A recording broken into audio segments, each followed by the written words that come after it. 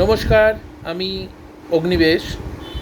গত 29শে জুন মানে গত রবিবার শুক্র আমাদের যিনি ঐশ্বর্য, প্রেম, ভালোবাসা, সুখ সমৃদ্ধির যিনি গ্রহ, আমাদের শুক্র গ্রহ, উনি রাশি পরিবর্তন করেছেন। ওনার এই গোচর গত 29শে জুন দুপুর 2:17 বৃষ রাশিতে উনি গমন করেছেন এবং আগামী 26শে জুলাই সকাল 9:02 পর্যন্ত উনি ওই বৃষ রাশিতে অবস্থান করবেন।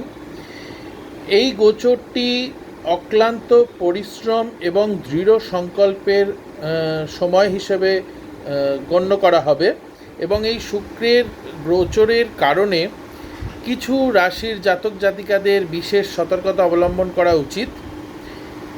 এই ব্যক্তিদের শত্রুদের কাছ থেকে ক্ষতির সম্মুখীন হতে পারেন এনারা, এই রাশির যারা জাতক জাতিকারা রয়েছেন, এবং অর্থ ব্যয়ের জন্য, বিপুল আকারে অর্থ ব্যয়ের জন্য অনেক ক্ষতির সম্মুখীনও হতে পারেন, সমস্যায় পড়তে পারেন এবং স্বাস্থ্য সংক্রান্ত সমস্যার সম্মুখীনও হতে পারে। তো এই তিনটি রাশি কি কি?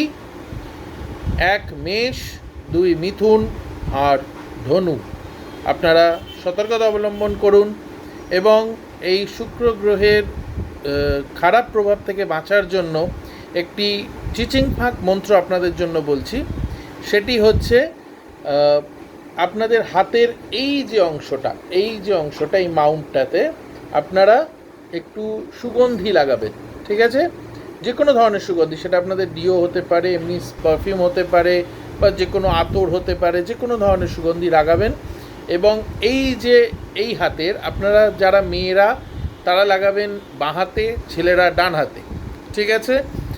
এবং দুটো মাউন্টকে আপনারা এইভাবে ঘষবেন, ঠিক আছে? এবং একটি মন্ত্র আওড়াবেন 11 বার মিনিমাম, সেটা হচ্ছে শুং শুক্রায় নমঃ, শুং শুক্রায় নমঃ। এটি প্রতিদিন করুন। শুক্রদেবের এই প্রভাব থেকে আপনারা অনেকটা রেহাই পাবেন। ভালো থাকবেন, সুস্থ থাকবেন, সাবধানে থাকবেন।